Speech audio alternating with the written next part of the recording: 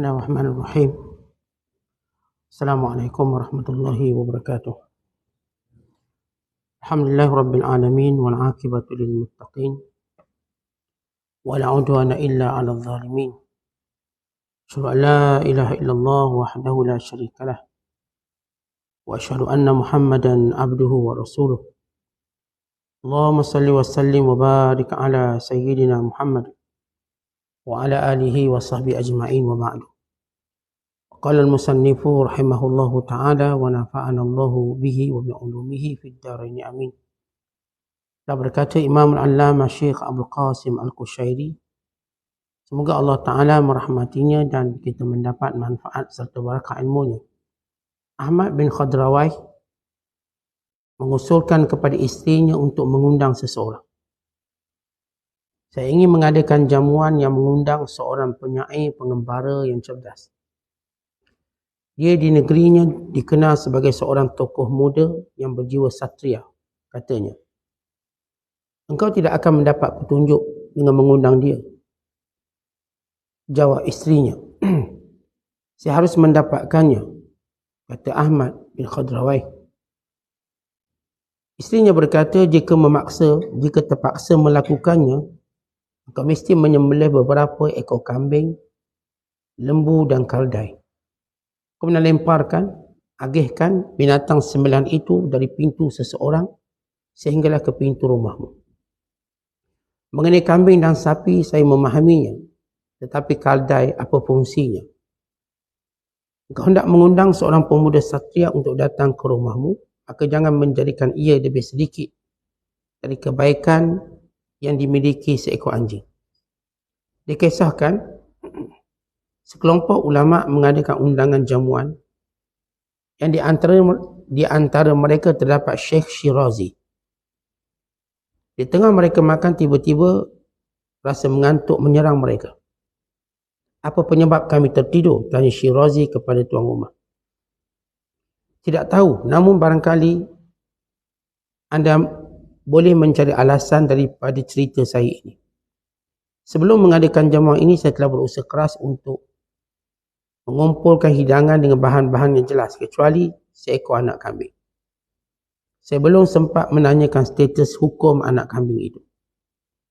Pagi berikutnya, dia dan para undangan ini mendatangi penjual anak kambing. Lalu mereka menanyakan asal mula kambing yang dibeli tuan pengundang. Saya sebelumnya tidak memiliki apa-apa, jelas penjual kambing. Kemudian saya mencuri seekor anak kambing dari seorang petani dan menjualnya. Mereka pun akhirnya mendatangi si petani untuk meminta keredaannya. Petani itu bersedia dengan ganti rugi 1000 ekor anak kambing dan kami memberinya dengan tambahan sebidang tanah, 2 anak lembu, seekor keldai dan beberapa alat pertanian. Dikisahkan pula tentang seorang pria yang menikahi seorang gadis. Sebelum menikahi malam pertamanya, lelaki itu melihat penyakit cacar di bahagian tubuh isterinya. Dia terkejut dan spontan mengatakan, "Subhanallah, mataku sakit. Saya menjadi buta." Isteri terkejut, akan tetapi tidak berapa lama dia kembali tenang dan suaminya masih tetap bersikap baik dan setia.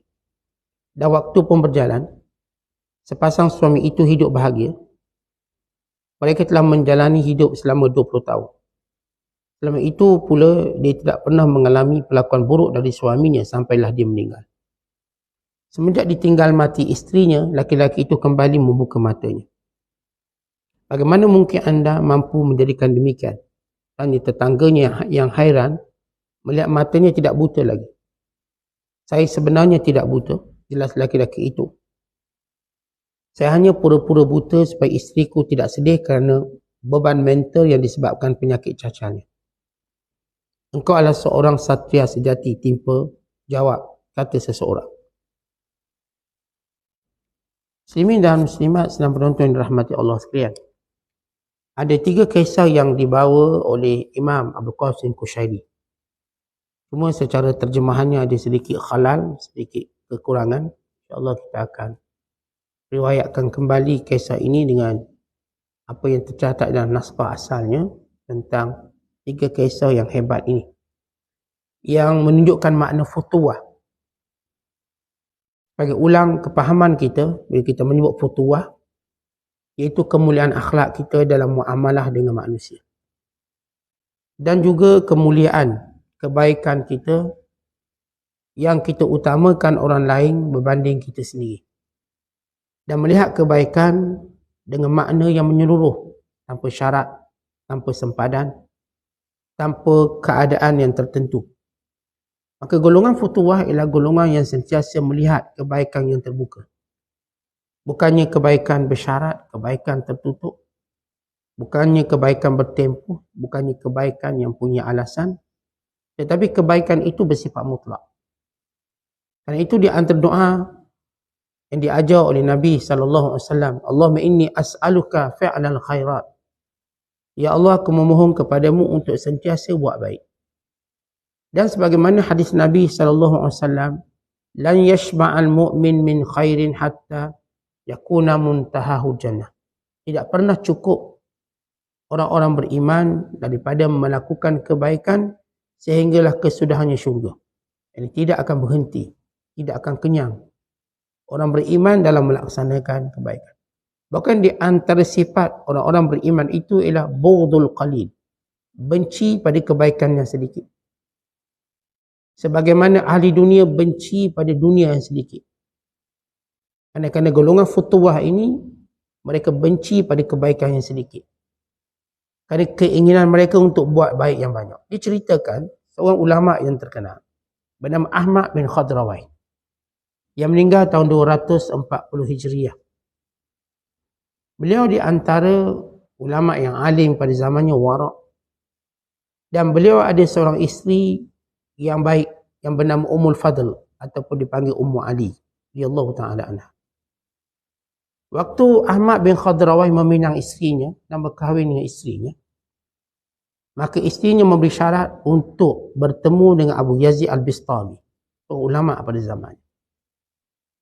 Dan mas kahwin yang dibayarkan oleh Ahmad Khadrawai disyaratkan oleh isterinya untuk diberikan kepada Abu Yazid Bistami. Kita nak ambil. Dia nak mas kahwin itu diberi pada ulama. Kita nak ambil.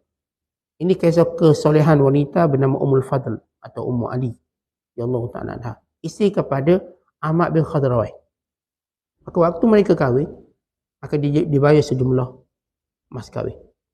Pak isterinya bagi beberapa syarat untuk mengahwininya. Selepas dikahwin, mesti baru jumpa ulama yang bernama Abu Yazid Bistami. Okay, bila dia baru, lalu dia berkata, wahai Syekh, ini duit mas kahwin saya serah pada Syekh semua. Saya tak nak ambil. Bagi satu infak dan satu kemuliaan baginya.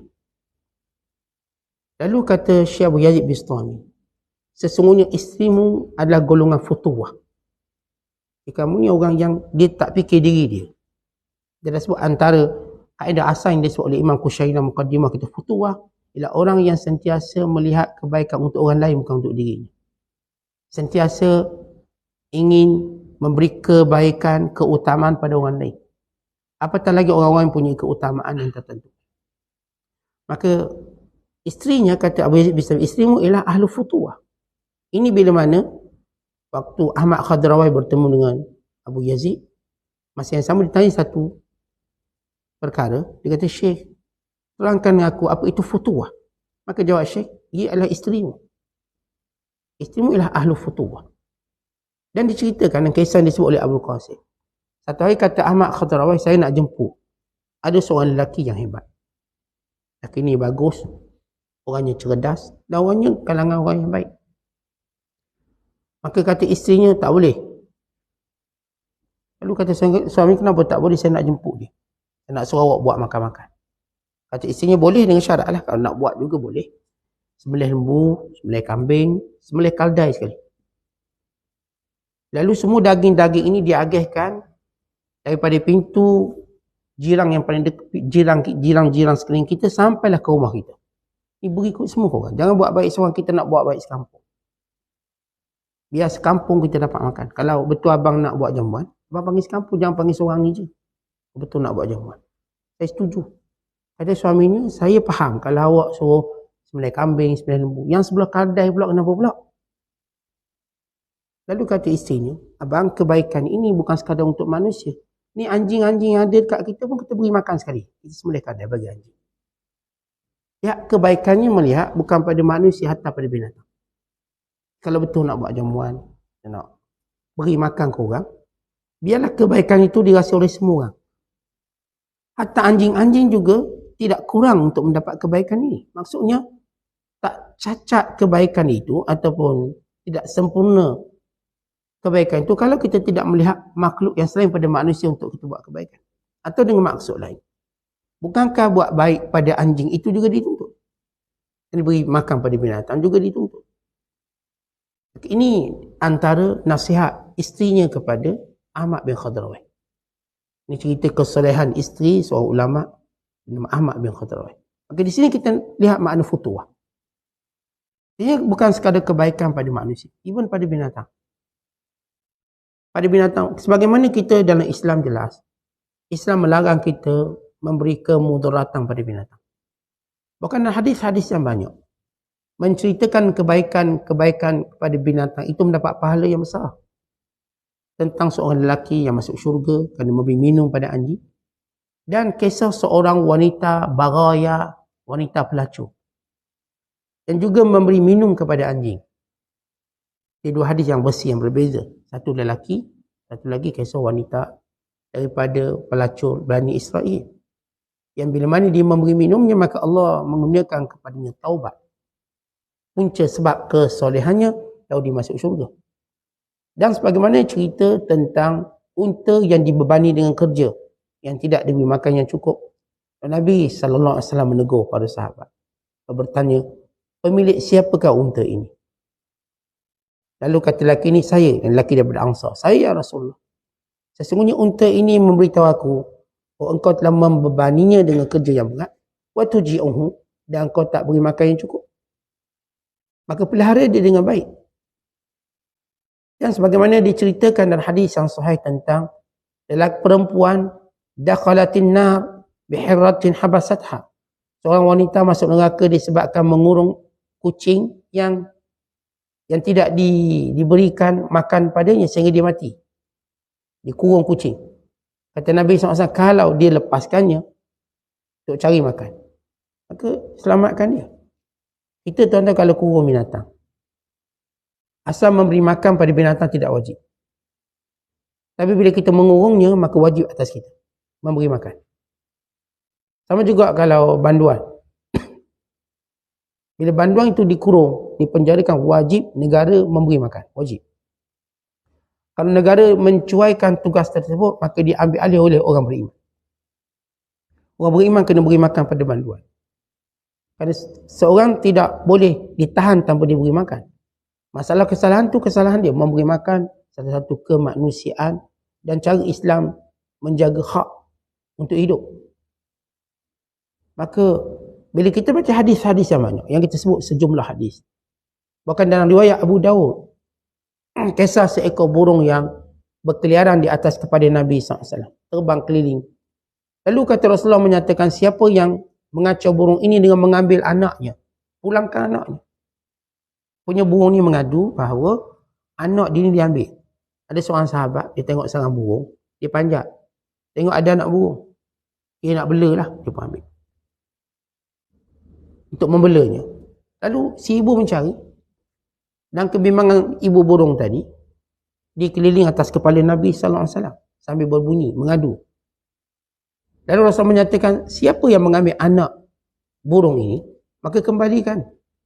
Itu ulama mengambil satu istinbat. Haram memisahkan anak dengan ibu. Diharamkan. Sama ada binatang, apatah lagi manusia. Kalau orang bercerai, masing-masing tunjuk kuasa untuk pisahkan anak daripada salah seorangnya. Sama ada lelaki tadi ambil anak, pisahkan dari ibu, hukumnya haram. Untuk dia mendapat kasih sayang. Dan sama juga isteri. Kalau dia pula ambil anak dia, ni bila bercerai, seorang anak tak nak bagi suami tengok, juga diharamkan. Kenapa? Kan naluri seorang ibu dan ayah ni kuat. Yang dia ni bercerai, biar bercerai lah. Macam mana itu dah jodoh dia sampai kat situ. Tapi anak tak boleh bercerai. Anak ni kekal. Maka wajib si ibu beri hak si ayah untuk melihat. Walaupun Kalau si ibu mendapat hak hadanah, penjagaan, atau si suami mendapat hak hadanah, maka dia tak boleh menghalang isterinya atau ibu pada anak ni melihat, mendapat kasih sayang. Baik, jelas dalam Islam bagaimana haram kita memberi mudarat kepada binatang-binatang. Kalau kita nak baca tentang hadis-hadis tentang binatang terlalu banyak. Cukup kita faham satu kaedah bahawa berlaku ihsan pada binatang itu mendapat pahala. Lakukan kebaikan pada binatang dapat pahala. Mendatangkan mudarat pada binatang tanpa sebab, maka hukumnya haram. Allahumma illa menaikkan binatang itu ialah binatang yang membawa mudarat. Atau binatang tadi asalnya tak buat mudarat, tiba-tiba jadi gila. Binatang ni jadi macam berpenyakit lalu membawa mudarat. Maka ketika itulah baru boleh dibunuh. Dan saja kita nak bunuh binatang, hukumnya berdosa. Apa tadi, kalau binatang-binatang tadi dikatakan wajib kita berlaku ihsan kepadanya, ataupun binatang yang dalam kategori haram dibunuh, seperti kucing sebagai contoh, haram dibunuh. Apatah lagi dibunuh tanpa sebab. Jadi bagaimana Ummul Fadl, isteri pada Ahmad Khadrawai, melihat kebaikan itu juga diberikan kepada binatang. Biar seolah-olah kalau kita nak buat jamuan, biar jiran-jiran kita terasa jamuan. Dan biar hatta binatang yang berkeliaran dekat rumah kita juga terasa kita ada jamuan. Supaya semua mendapat kebaikan. Dan kisah yang kedua, itu yang berlaku kepada Abu Ishaq Ash-Shirazi. Ishaq Ash-Shirazi, seorang daripada ulama Syafi'i yang terkenal, yang meninggal tahun 476 Hijriah. Dan beliau seorang ulama yang wara' al-faqih, yang bijak berpidato, bukan orang yang hebat dalam memberi kuliah, sehingga Nizamul Muluk zaman kerajaan Abbasiyah memberi suatu keizinan khas untuk dia mengajar keilmuannya. Dan bila mana beliau meninggal dunia, ada murid menggantikannya, namun tidak dibenarkan kerana kemuliaan syekh yang hebat, tak layak, anak dia pun tak layak, anak murid dia pun tak layak nak ganti. Maka ditangguhkan kuliahnya selama setahun. Saya jumpa orang yang benar-benar layak. Saya tidak mengurangkan kursi meja yang pernah Abu Ishaq Shirazi duduk. Bila kursi dan meja yang duduk oleh ulama yang hebat. Lalu nak ganti dengan dia, biar satu level dengan dia. Kerana kemuliaan yang dia ada, dia letakkan. Di mana tak dapat kemuliaan tadi, maka ditangguhkan. Ini yang disebut yang difikirkan oleh Sultan Nizam Muluk waktu itu. Dan beliau seorang yang hebat dari sudut ilmu dan ketua ulama mazhab Syafi'i pada zamannya, bahkan pada zaman kita. Atau mungkin antara kitab yang memang terkenal yang dirujukan dalam mazhab kita Syafi'i namanya kitab Muhazzab. Kitab Muhazzab al-Fiqh mazhab Syafi'i telah disyarahkan oleh Imam An-Nawawi, dinamakan dengan nama kitab Majmu'. Majmu' ialah kitab besar dalam mazhab Syafi'i yang dikarang oleh Imam Nawawi, syarah kepada kitab Muhazzab al-Fiqh mazhab Syafi'i. Dan beliau ada kitab usul fiqh bernama kitab Al-Lum'a fi Usul Fiqh. Seorang ulama yang wara', amat wara'. Ustaz Syarazi ni orang wara', orang yang sentiasa menjaga wuduk, sehingga dikatakan bila beliau pada tahun kematiannya usia tua, sebab dia antara ulama yang umur panjang, sehinggalah umur dia 80 lebih. Ini umur dia sampai pada 83 tahun, 84 tahun. Bila tua ni perut cepat sebu, angin, sehingga dia mudah buang angin. Namun dia tetap jaga wuduk, sehingga satu malam beliau mengambil wuduk sampai 17 kali. Jadi setiap kali batal dia ambil wuduk. Dia tak macam kita kan ambil wuduk 2 kali malam, tak? Sejuk. Ini Imam Shirazi pada musim sejuk. Sejuk yang salji tu. Bila batal je wuduk, dia akan perbaharui wuduk. Sehingga dalam satu malam dia memperbaharui wuduknya 17 kali. Sebab sebagaimana kita sebut, kelebihan menjaga wuduk. Itu benda mudah tapi berat. Apa dia? Jaga wuduk. Kadang-kadang kita rasa jaga telefon tu, kalau jaga telefon tu susah. Itu yang kita boleh jaga tu. Bangun tidur, telefon mana? Tangan tu meraba. Tangan tu meraba, mana telefon kita hilang? Mana telefon kita letak? Kita lupa antara benda yang bagi orang beriman yang perlu kita jaga ialah wuduk kita. Jaga wuduk. Benda senang, tapi saya katakan berat. Tuan tadi habis, kita nampak komitmen sembahyang tak ada. Komitmen membaca Quran tak ada, tak payah wuduk lah. Tak. Komitmen kita sebagai seorang beriman. Ambil wuduk, berhenti. Kadang-kadang kita mandu kereta. Mengantuk atau berhenti kencing, berak, wuduk tak. Kalau dia ambil wuduk, dia jadi lebih segar. Tengok guru kami bila kami mengantuk dalam kelas. Antara hukumannya ialah dia tak pukul ke apa, dia suruh ambil wuduk je.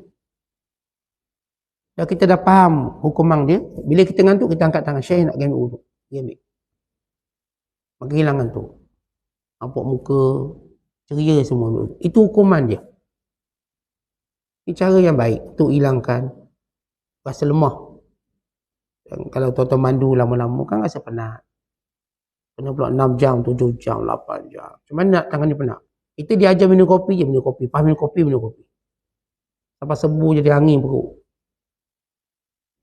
Dia minum kopi tu minum kopi lah. Antara benda kita kena iltizam. Dan ajar anak-anak kita iltizam sebelum tidur ambil wuduk. Ajar pasangan kita, isteri kita, suami kita. Bukan lepas bersetubuh bersama juga disunatkan berwuduk. Sebagaimana kita dah sebut. Bila Rasulullah melarang dan mengingatkan Umar Al-Khattab dalam bab wuduk dalam dua perkara. Pertama, kamu ingin mengulangi mendatangi isterimu, berwuduk. Maksudnya kalau seorang tu telah mendatangi isterinya, dia pun nak datangi lagi dalam tempoh yang sama. Maka sunat wuduk dulu. Bukan terus wuduk kemudian baru mendatangi isterinya kali yang kedua. Pada keadaan yang sama. Dan yang kedua ialah, ini saranan Rasulullah, perintah Rasulullah pada Umar Al-Khattab dan ingatan pada kita bersama. Ialah sebelum tidur ambil wuduk. Kalau kamu tak nak mandi wajib lagi. Tak nak mandi. Sebab sejuk ke. Sebab kita rasa saya kalau mandi tu tak boleh tidur. Segar sampai ke tu tak mandi. Jadi caranya nak ambil wuduk. Makruh tidur tanpa wuduk. Sama ada orang tu dalam keadaan normal atau orang tu dalam keadaan junub. Ini wuduk. Ini kisah Imam Syirazi dengan wuduknya yang hebat. Kisah Imam Syirazi satu hari, ada orang ajak Syekh, kami nak ajak makan. Ini saya nak buat bersih cerita yang dan naskah asal. Baik kita faham. Yang saya baca ni saya bacalah. Dah tulis macam tu kita baca. Sebab nak betul macam banyak pula. Maka dipanggil, maka Syekh Syirazi datang. Sesudah mereka makan, bagaimana Syekh dia ada majlis ilmu dia. Ajak makan ke rumah dia lah tazkirah mau'izah. Tiba-tiba hari tu mereka rasa mengantuk. Termasuk Syekh Syirazi. Mereka tahu bila mereka mengantuk dan melakukan ketaatan pada Allah, ada benda syubhah. Kita tak pernah fikir benda tu, ngantuk-ngantuk rasa. Tengah sembahyang ngantuk, kita tak kira. Tengah kuliah mengantuk pun kita tak kira. Ini Imam Syirazi, waktu dia mula rasa mengantuk. Dan kawan-kawan, dia kata, makanan kita ada sesuatu. Bawa tuan rumah sini, ceritakan kepada kami tentang apa yang kamu dah hidangkan pada kami. Maka jawab tuan rumah, saya hidang macam biasa. Tapi hari itu, tuan nak hidang makanan, ada sesuatu yang tak ada. Apa dia? Bazinjam, terung. Sini dia terjemah kambing. Jauh terung kambing tu jauh. Tapi saya pergi pada naskah asal. Kitab Arab. Sebab saya dah sebut tuan-tuan, saya ajar kitab terjemahan, saya akan baca kitab Arab yang asalnya. Yang ditahqiq. Baca dulu dan saya tepuk, kemudian saya tengok terjemahan. Kalau dia okey, saya terus baca. Kalau tak okey, saya buat sikit pembetulan. Jadi, kata lelaki ni, saya bila dah siapkan barang-barang untuk masak, satu tak ada, bazinjan. Terung. Saya pun cari. Pergi pasar lah. Pasar tanyalah orang yang saya biasa ambil barang pasar. Ada bazinjan tu. Kita kejap. Kebetulan dia pun tak ada stok terung. Akhirnya dia pergi curi terung orang. Terung seorang petani. Terung. Sebab ni jamuan besar, banyaklah terung. 10 kilo lah terung ni. Dia curi terung. Lalu diberi, dijual. Maka itu syubahanya. Lalu kata tuan rumah ni, baik saya tanya seorang penjual tu, takut dia. Tuan rumah pun tak tahu. Kemudian dia kata, okey, saya nak beli terung yang sekian banyak. Akhirnya, mereka sama-sama pergi. Tanya. Ni nak tanya awak jual terung, mana awak minta terung? Sebab ni nak cek sebab apa mengantuk. Maka katanya saya sebenarnya hari tu memang tak ada stok terung. Sebab tu saya curi. Saya ambil. Mengaku curi. Kalau begitu kita mesti minta halal. Kalau tidak apa yang kita makan jadi halal. Minta halal. Lalu mereka bersama-sama pergi kat kebun terung. Jumpa dengan tuan dia. Tuan, ini kawan kami. Dia pun ceritalah. Sebab saya tak ada stok terung. Dan saya pun nak cepat, ni nak order cepat untuk buat jamuan, saya ambil je terung tuan ni. Maka kata lelaki ni, saya halalkannya. Ini dia terjemah. Mereka akhirnya mendatangi si petani meminta keredaannya. Petani itu bersedia dengan ganti rugi 1000 ekor anak kambing. Ini salah terjemahannya. Di mana bila tuan terung ni, dia menghalalkan terungnya.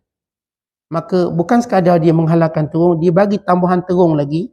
Dia beri pula dengan anak dengan kambingnya, dia beri pula dengan lembunya, dan dia beri kaldai dan alat-alat pertanian. Dia kata, ini saya halalkan dan saya nak buat baik lagi. Saya nak sedekah kebun ni sekali dengan orang yang curi terung. Saya nak beri ke dia. Supaya dia tak akan mencuri lagi. Biar dia ada benda. Dia boleh jual ke orang. Saya beri peralatannya sekali. Kata ini dah jadi satu peringkat keadaan futuah yang hebat. Kata similar dengan cerita ni, saya ingat. Bila Abdullah bin Zubair berbalah dengan Muawiyah bin Abi Sufyan tentang tanahnya di Madinah.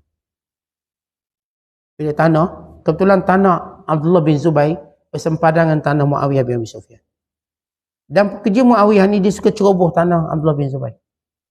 Maka Abdullah Zubair marah. Bila marah dia hantar surat.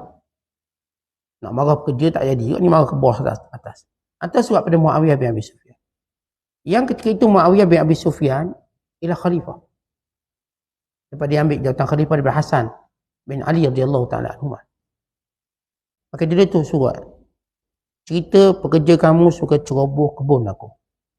Kalau kamu tidak menghentikannya, kamu tahu apa yang aku lakukan. Sebab mereka kenal Abdullah bin Zubair ni orang gagah, orang kuat. Kamu tahu apa yang akan aku lakukan atas pencerobohan tersebut. Lalu surat itu sampai kepada Muawiyah dalam keadaan dia khalifah. Dia panggil anaknya Yazid. Zid, sini Yazid. Sebagai putera mahkota dia. Apa pandanganmu terhadap surat ini? Dia kata Yazid, ini surat mengancam ayah ni. Kita kumpul je bala tentera kita serang. Kita pergi je tawan dia. Kata Muawiyah, bukan begitu cara kita. Kamu lihat bagaimana cara aku memperlakukannya. Maka dia pun tulis surat. Minta maaf.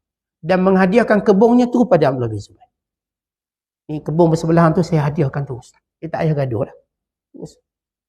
Kalau Abdullah bin Zubair tengok hebat akhlak Muawiyah. Dia duduk kritik pekerja yang ceroboh. Akhirnya Muawiyah sedekah terus kebun tu sekali. Ambil hadiah. Lalu Abdullah bin Zubair menunggang kudanya pergi ke Syam. Damsyik.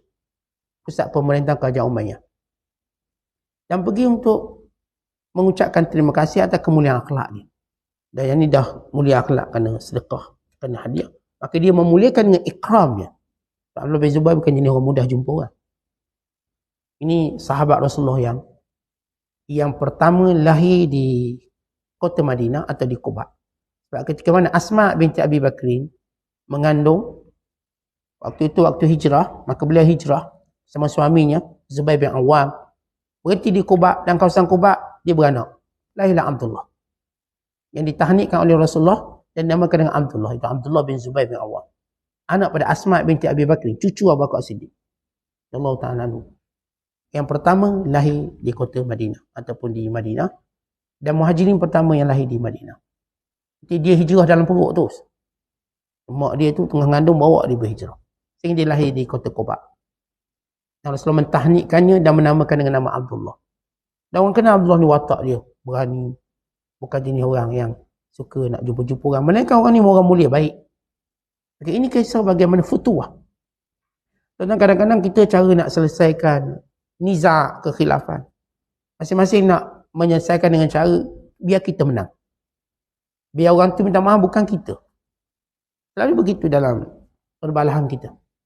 Maka tidak adakah orang melihat dengan pandangan lebih mulia, setapak ke depan untuk kita buat lebih baik.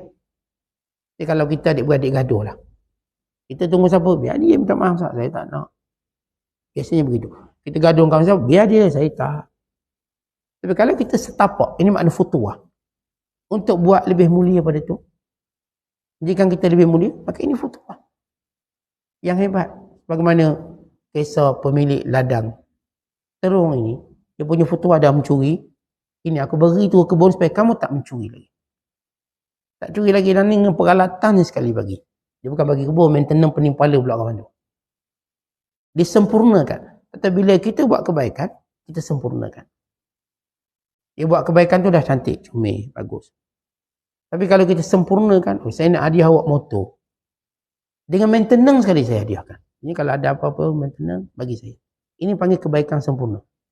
Bagi motor tu comel dah, baik dah, bagus. Tapi kawan ni barangkali dia bila rosak motor tak erti nak baiki kat mana. Tak tahu. Tak pernah ada motor misalnya. Tak apa. Ni kalau tukar minyak hitam ke apa, biar saya uruskan. Kalau motor ada rosak apa-apa, pancit tayar ke apa, cakap dengan saya. Ini orang buat kebaikan sempurna dinamakan. Kebaikan macam ni paling kategori A, nombor 1. Kita beri motor dah comel, cantik, baik. Dan beri dengan benda yang berkait maintenance. Macam pemilik ini, dia beri kebun tu dah bagus sangat. Tapi dia beri maintenance ni, dengan peralatan. Dengan ni, hima, kadang untuk kerjanya, peralatannya, ambil guna semua. Maka ini cerita yang dilalui dilihat oleh Imam Abu Ishaq Ash-Shirazi. Melihat orang-orang yang mulia dalam hidup. Kata bila kita pilih untuk jadi baik. Dan pilih untuk jadi soleh. Dan pilih untuk jadi terbaik. Kita akan jumpa orang lebih baik daripada kita. Kenapa? Kerana Allah Ta'ala sentiasa nak suruh kita lebih ke depan dan kebaikan. Kata kalau kita nak jadi baik, kita tak jumpa orang lebih baik daripada kita, berarti kebaikan kita ada kecacatan. Kerana seorang bila Allah berikan dia kebaikan, bagaimana kita sebut dalam kaedah yang disebut oleh para ulama, bughdu minal qalil. Orang baik dia tak pernah rasa dia baik, satu. Dan dia rasa kebaikan tu sikit. Dia sentiasa mencari siapa yang lebih banyak kebaikan untuk dicontohi. Macam tuan-tuan tengok orang kaya. Orang kaya rasa kaya? Rasa. Tapi dia masih rasa kaya dia sikit. Dia cari lagi orang kaya lain. Untuk dijadikan sebagai ikonik dia ataupun ikon dia. Untuk dia terus ke depan. Orang cerdik, dia cari orang cerdik lagi. Untuk dia terus memperoleh kecerdikan tadi. Dia orang baik. Allah Ta'ala tak akan jadikan orang baik itu berhenti pada satu tempat. Melainkan Allah nak suruh dia naik. Sehingga dia berada pada kemuncak tanpa dia ketahui. Maka dengan sebab itu Allah pertemukan dengan semua orang baik-baik. Dan dia jumpa orang yang akan lebih baik pada dia. Kenapa? Supaya dia ikut orang ni. Jadi lebih baik. Lebih baik. Ini bagaimana kita nak nilai kebaikan. Kalau ke mana kita buat baik, kita tak jumpa lagi orang baik macam kita. Secara akal kita. Bukan saya sombong kita. Maka hati-hati dengan kebaikan tadi. Kerana kebaikan tadi boleh jatuh dengan cepat. Tapi kalau kita baik, Alhamdulillah. Yang kita jumpa orang baik pada kita, maka Alhamdulillah. Sebab saya akan terus menjadikan dia sebagai orang yang qudwah ikutan saya. Saya dekat dengan dia, maka dia pertemukan saya lagi dengan orang baik. Macam tuan-tuan belajar, tuan-tuan jumpa orang alim. Dan orang alim ni, dia akan ajak tuan-tuan jumpa orang alim lagi. Dan orang alim ni pula, dia akan jumpa orang alim lagi. Dan orang alim ni, dia cerita lagi tentang orang alim lagi. Sehingga kita lihat ilmu tu macam tak boleh berhenti. Saya jumpa dengan guru kami. Guru kami ni bawa jumpa guru dia. Guru dia cerita tentang guru dia. Lalu kita rasa keledainya kebaikan kita dan ilmu. Begitu bila Allah nak beri kita ilmu banyak. Tapi kalau beri ilmu sampai rasa dah tak ada orang ni setakat saya, habis kita. Datang sombongnya. Bukan datang, kita katakan standard tu akan menurun. Sebab kita dah, bila berada pada zoom selesai, kita mula ke bawah. Sebab itu bila kita berhenti belajar. Atau orang mengajar, kalau dia berhenti belajar, maka ilmu dia tak naik lah. Tapi bila orang tu betul-betul alim, dia tak pernah berhenti belajar. Sebab itulah kaedah ilmu tu bertambah. Tak ada cara lain. Walau dia dah mengajar, dia tak pernah berhenti belajar. Dia belajar. Bahkan kita baca kisah para ulama. Tak ada seorang pun ulama berhenti belajar. Ini Imam Ghazali rahimahullah. Walau dia dah peringkat mudir kepada waktu itu Jami'ah Nizamiyah, universiti terkenal di dunia, berprestij di dunia. Sebelum kita cerita Universiti Azhar ni, kecil je ni. Ini dulu ada satu universiti, Universiti Nizamiyah, yang diasaskan oleh Nizamul Muluk pada zaman kerajaan Abbasiyah. Antara pengetuanya Imam Ghazali. Hebat Imam Ghazali. Dia lantik pengetua. Di bawahnya ulama-ulama. Macam kita sebut ini rektor universiti. Tak pernah terkalah oleh, bila Imam Ghazali debat, tak terkalah di zaman dia. Tapi sampai masa dia rasa macam ada berapa ilmu dia kekurangan. Maka dia mula bersuluk. Dan mula mempelajari kesufian. Kemudian dia mula rasa ilmu hadisnya kurang. Dia mula mempelajari kembali Sahih Bukhari, Sahih Muslim. Kalau dia dah pandai dah, bijak. Ini gurunya Imam Juwaini, Imamul Haramain. alim besar, kabir. Tapi ketika mana dia mendengar seorang ulama turun tempatnya dan dia tahu keahlian ulama itu, maka dia ambil kitab, pergi belajar. Walau dia imam haramain. Maka Imam Bairuni, di kealiman beliau, tiba ada seorang tahu tentang sesuatu ilmu, maka dia catat ilmu. Kerana dia tak tahu ilmu ni, dia catat. Sebab setiap orang alim ni ada kelebihan ilmu yang Allah beri pada dia. Yang bila orang alim lain duduk, dia pasti dapat benda tu. Sebab itu bila mati orang alim, disebut oleh ulama, sulmatun la tusad. Dia ada satu lubang selama-lamanya tak ditutup. Maknanya akan ada kekurangan ilmu atas dunia ini. Mati je seorang ulama. Dia ada satu benda yang tak boleh ditutup. Bagi menandakan kemuliaannya. Jadi kebaikan tak akan terhenti. Ilmu tak akan terhenti. Ibadat juga tak terhenti. Kata kita kalau buat ibadat, kita rasa macam ada banyak, ada masalah. Sehingga Allah pertemukan kita dengan orang buat ibadat lebih banyak pada kita. Supaya dia terus menjadi satu contoh kita. Maka demikian Allah Ta'ala menjaga kebaikan kita. Lepas tu tuan-tuan bersyukur pada Allah kalau kita di kalangan orang-orang yang cintakan kebaikan, lalu kita jumpa orang yang lebih baik pada kita. Dan dia menjadi sahabat kita. Untuk kita terus melakukan, mengikut cara dia. Dan dia pula, saya katakan, pasti akan tunjuk orang yang lebih baik pada dia. Sehingga tak ada orang redha dengan dirinya. Tak ada orang kata, saya lah paling baik. Melainkan mereka boleh ada orang lain. Punya keutamaan, punya keutamaan, punya keutamaan. Kemudian kisah yang ketiga, ada seorang lelaki. Dia kahwin dengan seorang perempuan. Pada malam perkahwinan, bila isteri dia buka pakaian ni, dia nampak ada kecacatan pada wajah, pada tubuhnya. Nampak ada cacar dia, ada penyakit cacar. Cacar. Dia dalam kaedah Islam ini antara penyakit yang dia, kalau dia nak buat apa yang disebut sebagai faraq ataupun dia nak menceraikannya pun boleh. Kerana itu kecacatan. Terutama kecacatan yang tak diberitahu. Boleh. Ada kecacatan pada tubuh. Tapi suami ini memilih redha. Suami ini memilih redha atas kecacatan isteri. Bukan sekadar dia memilih redha. Bukan dia memejamkan matanya. Bukan dia berpura-pura matanya itu buta. Kata kita baca cerita ini dalam versi, saya dulu baca dalam versi Mak Saleh macam. Buat cerita ini telah direkam beratus tahun dulu. 1000 tahun dulu kisah ini. Oleh Imam Abu Qasim Al-Qushairi. Tentang seorang lelaki yang melihat kecacatan pada isterinya, maka dia memilih redha dengan ujian Allah. Bukan supaya isterinya tidak rasa tertekan dengan penyakit dia ada, maka suaminya berpura-pura buta. Dan perempuan ni, dia tahu dirinya cacat. Mudah-mudahan dia terima. Tiba-tiba dia lihat kecacatan pada suaminya pula, buta. Sedih perempuan ni. Dapat suami buta. Malam pertama buta suami. Malah suaminya pura-pura buta. Namun kerana lelaki ni baik, sayang dengan baik, mereka bahagia selama hampir 20 tahun. Sehingga isterinya meninggal dunia, lalu dia kembali celak. Dia buka balik mata dia. Maka jiran-jirannya hairan. Hari itu buta, celak. Memang hairan lah. Macam mana dia boleh berpura-pura buta dalam tempoh yang panjang? Supaya tidak melukai isterinya, tidak menyakiti isterinya, dan kerana sifat redhanya. Akhirnya, dia berkata sebenarnya, saya pura-pura buta. Sebab bila saya lihat kecacatan pada isteri saya, maka saya redha menerima kecacatan isteri. Tapi saya bimbang itu jadi beban bagi dia. Beban. Kalau kita tak ada keaiban, keaiban tu beban. Melainkan orang yang boleh terima keaiban kita. Kita boleh bersahabat je. Jangan kata kahwin. Kau kahwin. Kita bersahabat. Ada keaiban kita. Yang jadi kita boleh rapat dengan sahabat kita bila mereka terima keaiban kita. Tapi bila orang tak terima keaiban, agak sukar untuk kita berbaik. Apatah lagi dalam rumah tangga. Rumah tangganya asalnya satu je. Terima kekurangan, keaiban. Terima. Terutama keaiban yang tak boleh nak ubah. Dapat bini dengkur, nak buat macam mana nasib. Keaiban dia, redha. Suami dengkur, lagi kuat suami dia dengkur. Redha, belajar redha. Kerana kebaikan dia banyak, mungkin dia rajin buat kerja rumah sekian-sekian. Cuma tidur je dengkur. Kalau dalam kuliah duduk belakang dengkur, dia dengar sini. Malu bini dia. Suami saya kuat dengkur. Malu ke ustaz. Itu kekurangan dia, tapi dia ada kebaikan.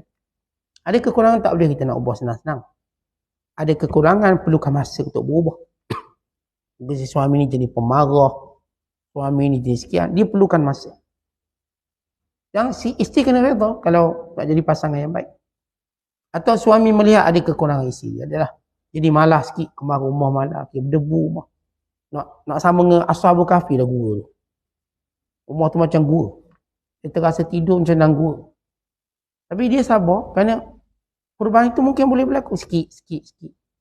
Kadang-kadang dia tak perlu nak marah-marah bini dia. Dia tolong sapu sikit.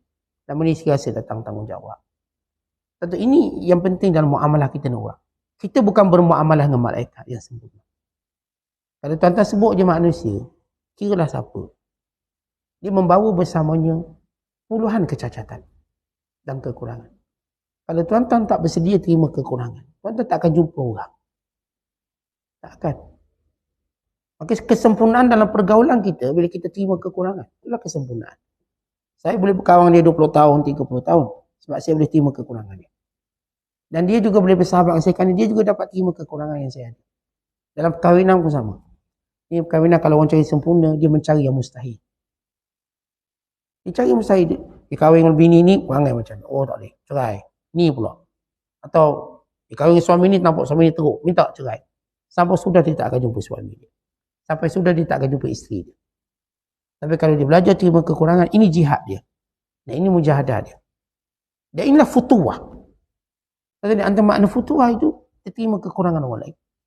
Dan kita melayaninya dengan tidak melihat kekurangan itu. Bukan macam kita dah sebut, kita tak ada beza.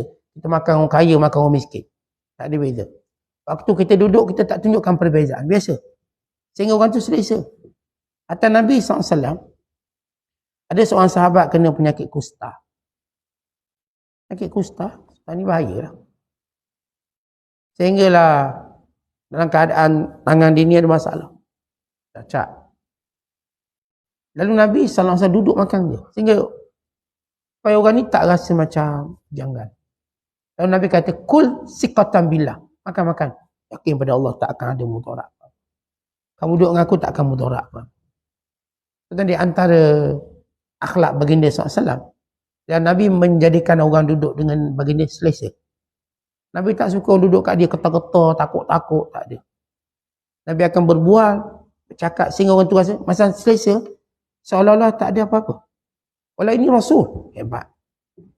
Ia tak mengurangkan kehebatan Nabi SAW. Atau bila satu hari seorang lelaki datang jumpa Rasulullah, tiba-tiba nampak ketar tangan dia. Dia kehebatan Rasulullah. Lalu kata Rasul, janganlah takut macam tu. Aku juga lelaki yang makan daging hancur. Aku juga daging kering, dipanggil qadid. Daging dijemur kering, kemudian boleh dimakan, dimasak. Supaya tahan lama. Sebut daging asing, daging masing. Panggil qadid. Rasul kata, aku juga orang makan daging masing. Kita sebut bahasa mudah. Saya pun orang makan budu lah. Bahasa mudah lah. Saya pun jadi orang makan cencalut lah. Nak beritahu kita ni, cara makanan marhin. Orang biasa macam sama. Saya pun jadi makan bubur Ashura dalam tempurung. Nak beritahu, saya tak ada nak fikir kelas sangat, tak ada. Innama ana mru'un ya'kulul qadid. Aku lelaki yang juga makan daging kering, kata Nabi SAW. Ini Nabi tak suka kan jumpa Rasulullah ketar-ketar, takut-takut. Tidak begitu cara muamalah kita. Maksudnya, bila kita muamalah dengan orang, sehingga orang rasa kemaslahan kita.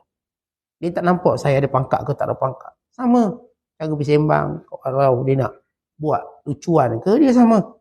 Dia tak ada kata, oh tak boleh, ini tak boleh, ini tak boleh. Sehingga menimbulkan rasa tak selesa seorang bila bermuamalah dengan dia. Ini futuwah. Sifat seorang suami yang punya futuwah yang hebat dalam muamalah dengan isterinya.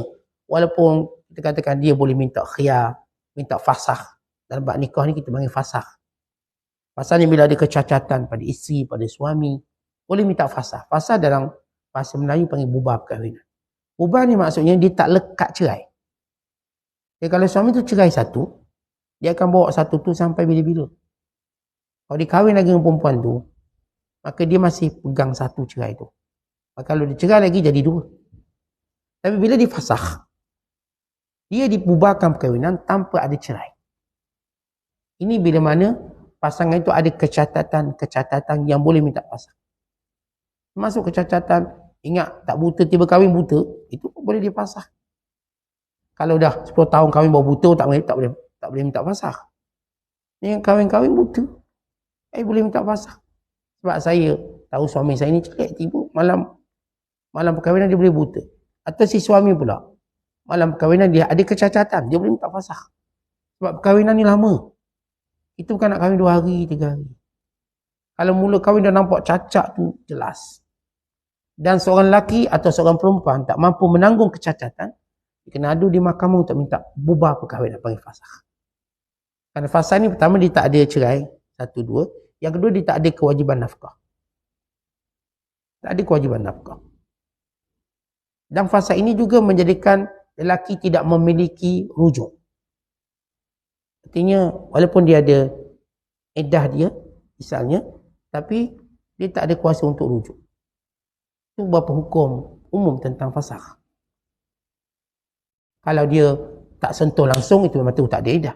Sebab mana-mana wanita yang belum disentuh, maka dia tak ada iddah. Dia boleh tu kahwin lain tanpa menunggu tempoh iddah. Ini kita cerita tentang hukum fasakh. Tapi memilih redha itu lebih baik. Memilih redha dengan kekurangan suami, kekurangan isteri, kekurangan sahabat. Memilih untuk redha kekurangannya. Yang kita ada kategori benda yang tak boleh berubah kekurangan. Berkaitan dengan fizikal, cacat cela fizikal. Ada dalam kategori boleh berubah tapi makan masa panjang. Ada kategori boleh berubah cepat.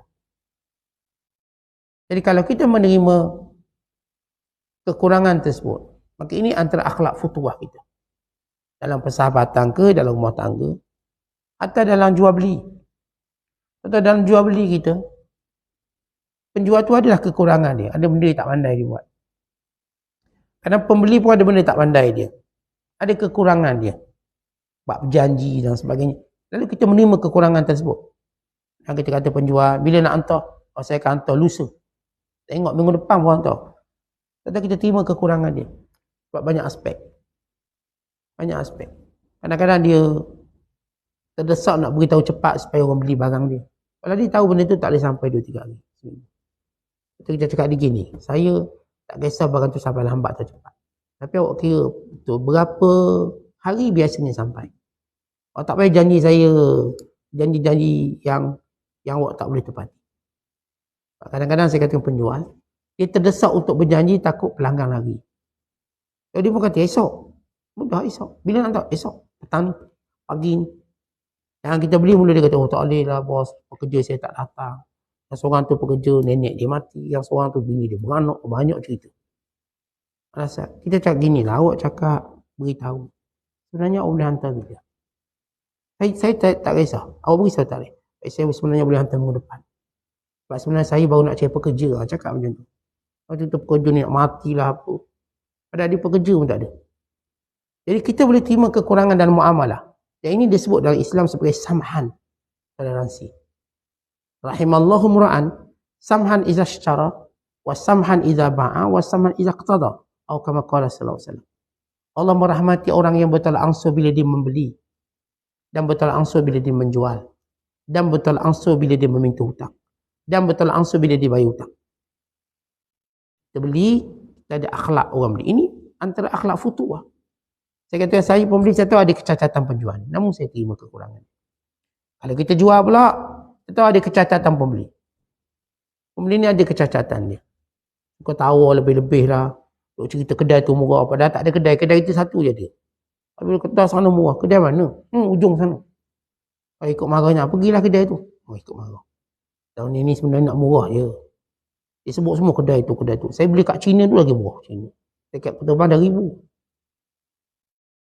Dia nak murah je sebenarnya. Jadi kita penjual gila. Ni kak nak beritahu kak, kalau paling murah saya boleh bagi banyak ni je. Tak payah nak cerita kat China murah, kat Jepun murah. Satu dunia kononnya dia tahu. Kalau nak jawab bahasa kasar senang, pergilah ke China. Pergilah ke Jepun. Tapi kita tak diajar begitu.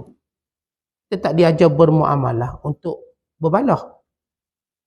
Kalau kita tengok jenis pembeli suka berbaloi, kita jangan berbaloi. Siapa yang lebih baik agama dia?